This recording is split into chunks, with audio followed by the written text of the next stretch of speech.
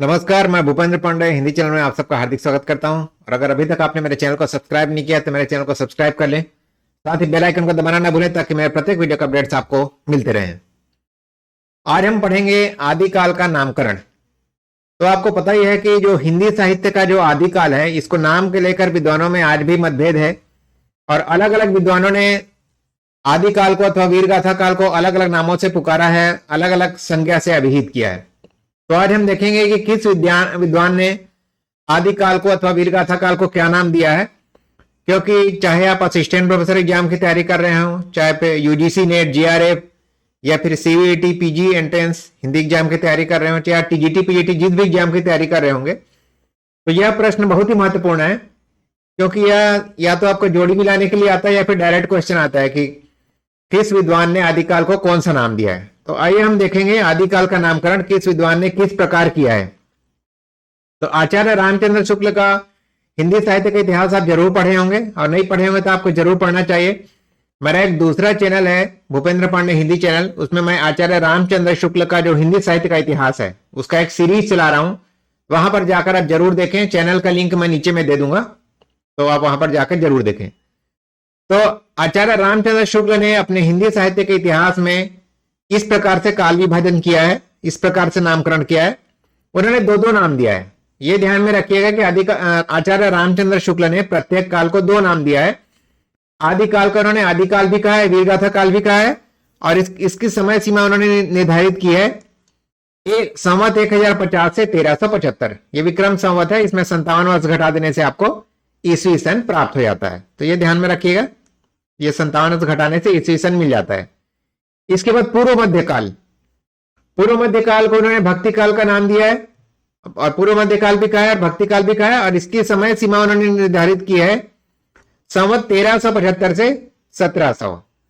इसके बाद उत्तर मध्यकाल, उत्तर मध्यकाल को इन्होंने कहा है रीतिकाल। उत्तर मध्यकाल को इन्होंने क्या नाम दिया है? रीतिकाल, और इसकी समय सीमा उन्होंने निर्धारित की है संवत 1700 से 1900। इसके बाद आधुनिक काल, आधुनिक काल को उन्होंने नाम दिया है गद्य काल, और इसकी समय सीमा उन्होंने निर्धारित की है 1900 से 1984। ये गलत प्रिंट हो गया है, ये 1900 है, ठीक है ना। संवत 1900 से 1984।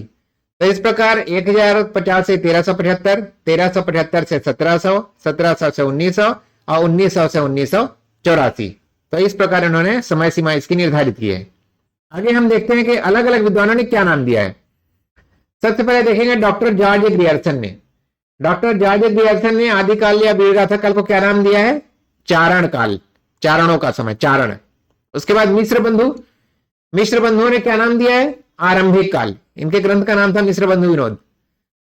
और George Grierson the modern vernacular literature of northern Hindustan, इनका ग्रंथ का नाम था। और मिश्र बंधु के ग्रंथ का नाम क्या था? मिश्र बंधु विनोद।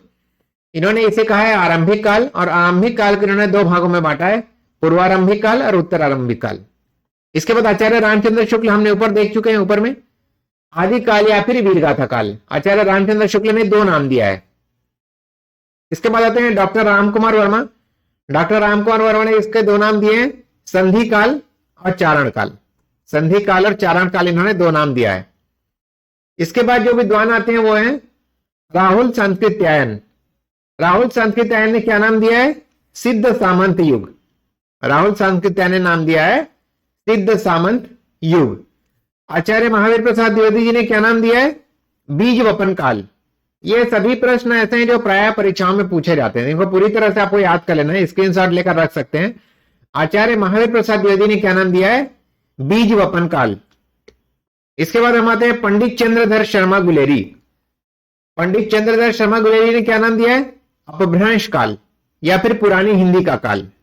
इसको आपको ध्यान में रखना है, अपभ्रंश काल या फिर पुरानी हिंदी का काल।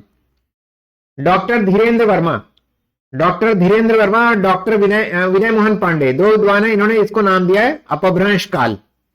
अपभ्रंश काल। आचार्य हजारी प्रसाद द्विवेदी, हिंदी साहित्य का उद्भव और विकास इनकी किताब का नाम है, हिंदी साहित्य उद्भव और विकास। और आचार्य हजारी प्रसाद द्विवेदी ने नाम दिया है आदिकाल। इसके बाद विश्वनाथ प्रसाद मिश्र जी ने नाम दिया है वीरकाल। विश्वनाथ प्रसाद मिश्र जी ने नाम दिया है वीरकाल। इसके बाद हरिश्चंद्र वर्मा, और डॉक्टर रामखिलावन पांडे, हरीशचंद्र वर्मा, डॉक्टर रामखिलावन पांडे ने नाम दिया है संक्रमण काल। इसके बाद रमाशंकर शुक्ल रसाल, रमाशंकर शुक्ल रसाल ने इसको नाम दिया है जयकाल। ठीक है।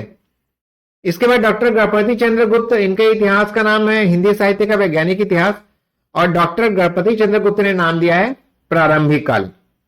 तो इस प्रकार आप समझ गए होंगे कि आदिकाल के नामकरण को लेकर विद्वानों में कोई एक मत नहीं है, और इन्होंने अलग अलग नामों से इसे अभिहित किया है, जो प्रायः परीक्षा में पूछा जाता है। यदि आज का मेरा लेक्चर अच्छा लगा हो आपको, बहुत छोटा सा लेक्चर था, तो कमेंट बॉक्स में कमेंट लिखकर जो बताएं। साथ ही यदि आपने मेरे चैनल को सब्सक्राइब नहीं किया है तो चैनल को सब्सक्राइब कर ले, साथ ही बेल आइकन को दबाना ना भूलें ताकि मेरे प्रत्येक वीडियो के अपडेट्स आपको मिलते रहें। धन्यवाद। जय हिंद, जय भारत।